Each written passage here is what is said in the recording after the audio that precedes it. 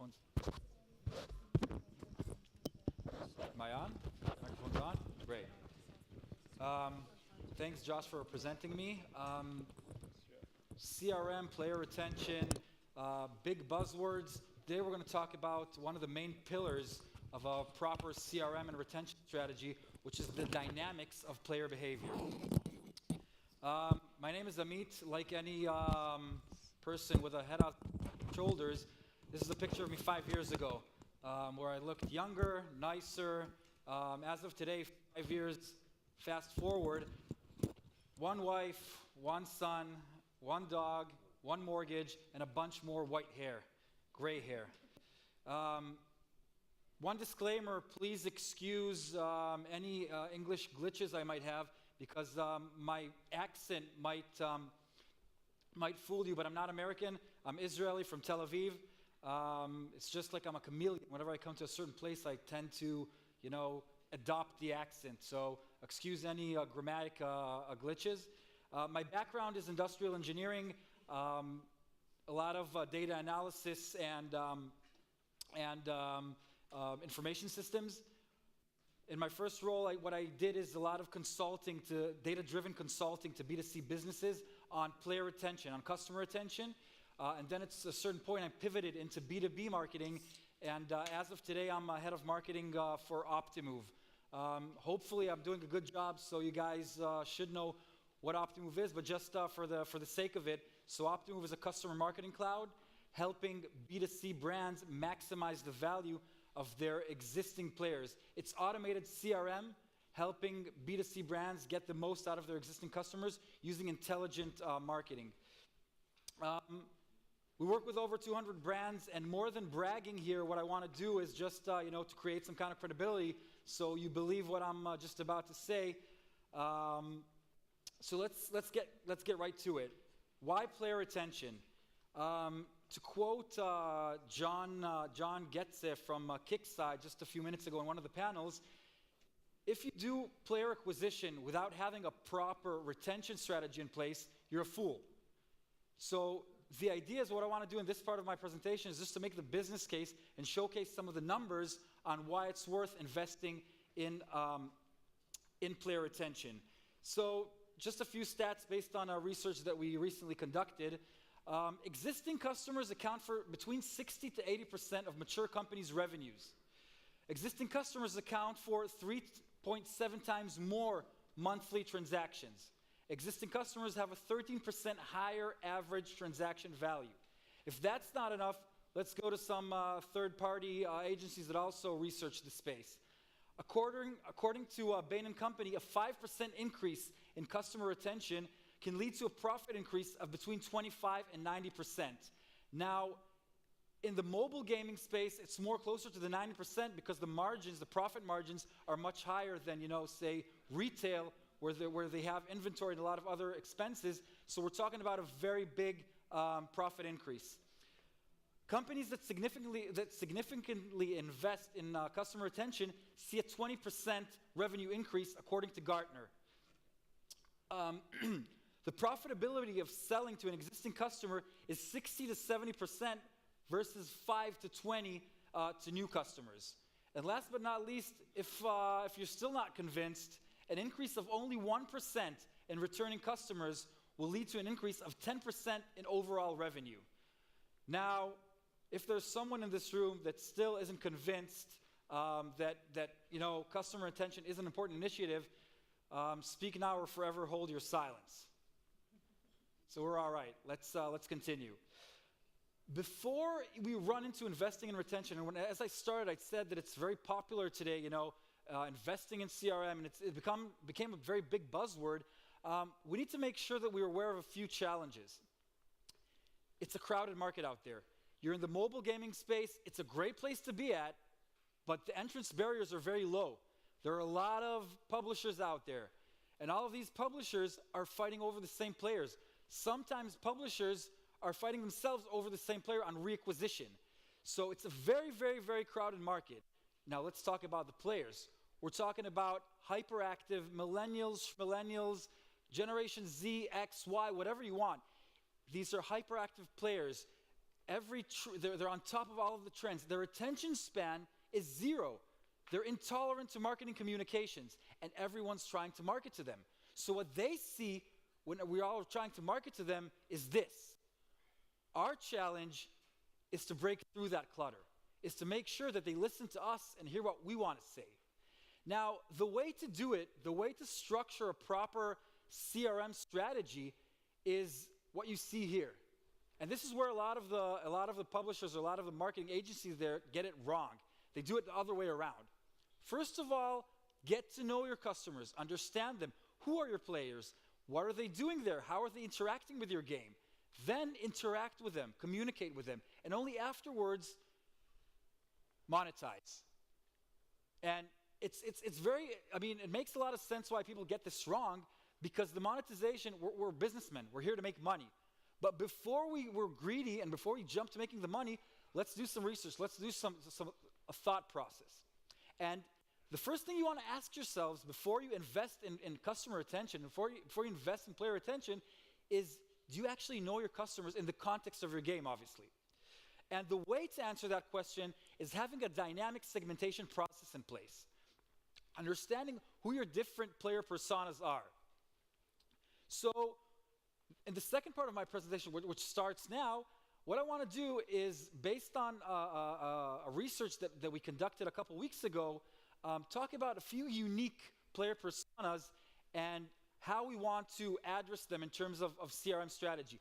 Now, we do this with a lot of industries, but the mobile gaming industry and the casual gaming industry in particular, it's very tough because we have a lot of different life cycle stages or type of players.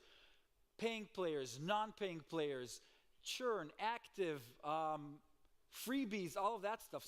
So finding the right segments, the significant ones, is a tough process. So we conducted a research based on over 50 games, mobile games, in a 1-year time frame. We're talking about, let me just see the numbers here so I don't get it wrong. We're talking about over 100 million players we took into our observation, half a billion transactions, 235 billion game sessions across all territories. So we're talking about Asia, we're talking about North America, Latin America, Europe, all over the place. So let's talk about what we found. So the first player persona I want to talk about is the new non-spender. So new non-spenders are players on your game that just downloaded the app, they have registered, but they haven't yet paid. We're talking about the first 14 days in their interaction with a certain game. Let's look at the numbers. What you see here is the likelihood to pay for the first time of these players as a function of time since registration. So we're seeing here that 24% of the players convert into paying players on day one, on the same day. Now, we're talking about a quarter of the players. You probably would be surprised to know that this is a very low number compared to other industries. Other industries, real money gaming, e-commerce, mobile retail, web retail, all of those things, we're talking about over 60% of day one conversion from registration to first payment. Now, what we want to do here is let's take this data into context. So when we're marketing to our new players, what we want to do is, for the first 7 days, we want to do more of brand marketing, a lot of content marketing to make them know our game better, know what we're all about, know the different capabilities, get the name out there and make them fall in love with us. And then in the second 7 days, what we want to do is push, be aggressive in terms of converting them into paying players. So we want to give them any kind of discounts if they haven't converted yet, obviously. So these are the numbers, and what's interesting to see that after it's a window of opportunity. First 14 days. After 14 days, the first 14 days, we have 2/3 of our players will convert into paying players. Afterwards, we're talking about the rest, and the chance of converting them gets lower. So you want to take the first 14 days and focus, be aggressive during those days. First 7 days, a lot of brand marketing. Last 7 days, push to action, push to first payment. The next player persona I want to talk about is Given that we were successful at converting the player into first payment, now let's look about the incubation period. The first 14 days from the moment the player paid for the first time. These are the numbers. What we see here is the distribution of players, the time until their second payment. So you see that 25% of the players will place their second payment at the same day. 14% on a day after, 25% 2 to 7 days, and 13% 8 to 14 days. Altogether, we're talking about 77% of players that would have placed their second payment 2 weeks after their first payment. And we're looking here at, once again, a very interesting time frame, a very interesting time opportunity. Afterwards, we see that the chances to push a player into his second payment decrease significantly. So what we want to do during these 2 weeks is push the player to place his second payment. Now, what we can learn from other industries, a lot of industries have welcome packages. So it's some kind of gamified campaign. So after you place your first payment, you're going to get a package. Okay, place your second payment in the next 10 days or the next 5 days. Get double up on your credits or something like that. A lot of gamified campaigns that make you that push you to invest into your next payment, that push you to place your second and third payment. Third persona I want to talk about is the active spender. So active spenders are players that we finished the incubation period with them. They've been us with more than 21 days, and they placed at least 2 payments, 2 financial transactions in the last 21 days.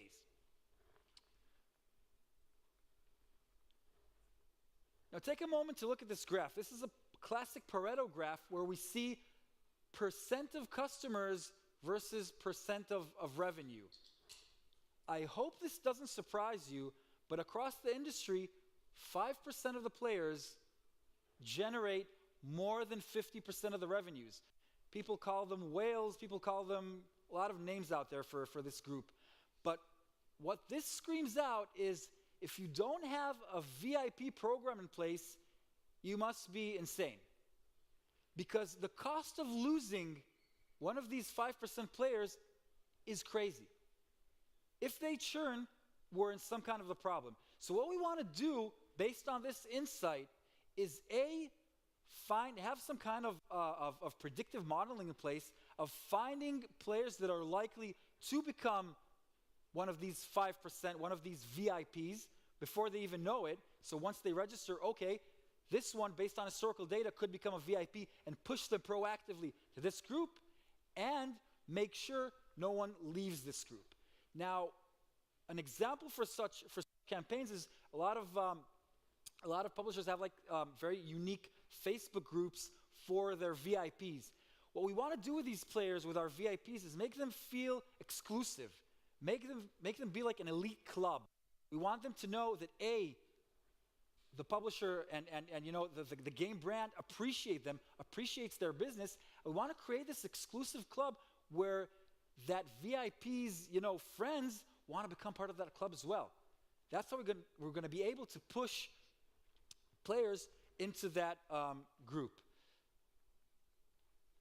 Active non-spenders is the next persona I want to talk about.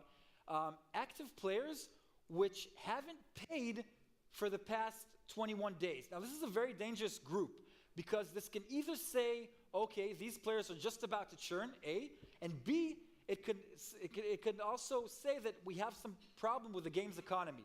But what we want to do with the players in this group that are active but not paying, we want to push them to place their next payment. Usually what we're going to do with them is try to incentivize the next payment by, exposing them to new features.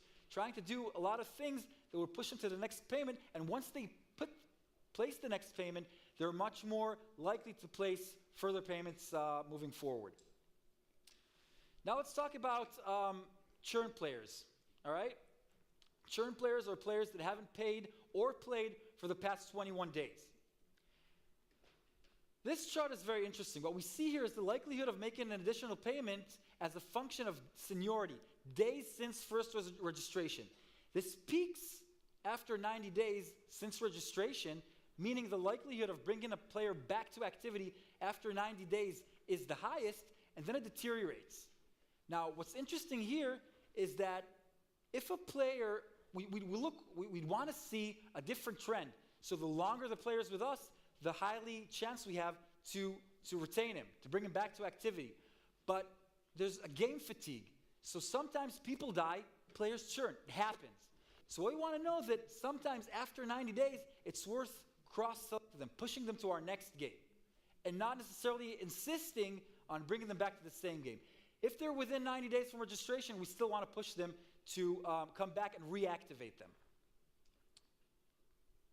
Let's look at reactivated spenders. Now, this is a very interesting segment because players that are reactivated aren't necessarily new, but they aren't active. They're somewhere in between. So we want to look at them and put them in a certain box, reactivated spenders. Now, what's interesting here is seeing the delta between these two rows.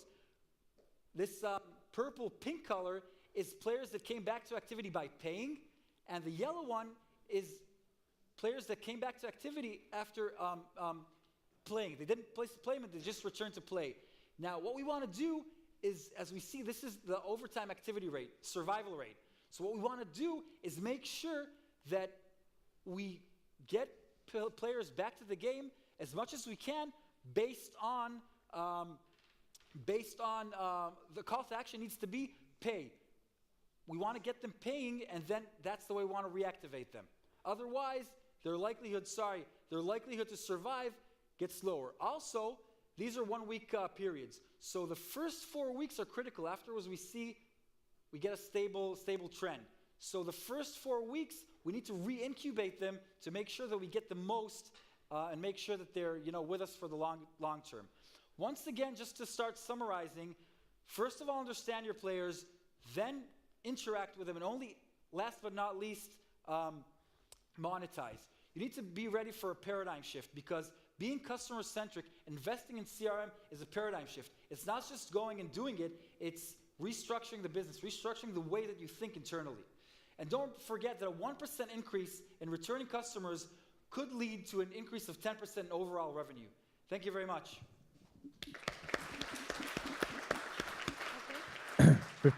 Time for any questions for Amit? One right. Oh. Don't crucify me. No, I'm just kidding. Are you able to share specific insights that segment either by demo, by age, by genre, relative? Sorry, can you repeat that? I can't hear you. Are you able to segment the data you showed for the first two slides by demo, by game genre, by country, anything? I know you sort of provided averages, but so any the reason, insights? First of all, I can't share that data because the data is of our clients, and so I can't just share specific games. What we try to do in this research is take as much data as possible across as much territories as possible to provide, and also the numbers presented here are only the statistically significant results that we got. So we're looking to give some kind of industry benchmark. So what you want to do with these stats, if you're able to jot some notes, is see where you're at compared to industry-wide benchmark. I'm happy to discuss afterwards if you want some specific insights into specific industries. But the idea here was taking the mobile gaming space and giving the as broad as possible picture. Yeah, One more. So thank you. Quick question for you. So I worked at PopCap before we were bought and after we were bought by EA. We spent a lot of time investing in our CRM programs, and we always had tension between the game developers and the marketing team. And I was on the marketing team around whose responsibility CRM and retention management was. And I'm just kind of curious if you have any thoughts on how do you navigate the relationship between marketing and game development? I think games is an interesting industry. What's that? How do you navigate what? The relationship between game developers and marketing folks in terms of who manages retention marketing and who actually constructs the programs, how do you deploy the messaging, what's the focus of the programs, et cetera? So that's the $1 million question, man. So it wasn't unique to us. No, not at all. So there are people that focus in the in-game optimization to make like on-game retention, making your spend as much time as possible on the game itself. And then there's the retention team that brings people from outside the game back into the game. What we see with our clients is that there's a dedicated CRM team in place, not the marketing guys. They're a team, dedicated team for CRM, for customer retention. They're not part of the marketing team. And then they lead the initiatives. They would set the KPIs, they would set the goals, and then it would roll down for the game developers in terms of, doing all the game changes necessary to keep players or different experiences for different segments, and also to the marketing guys in order to do out of the game retention, out of the game, messaging in order to bring players back to the game. So what we advocate is having a CRM team there that they're the owners of that process. Awesome. Thank you so much. Thank you. Thanks.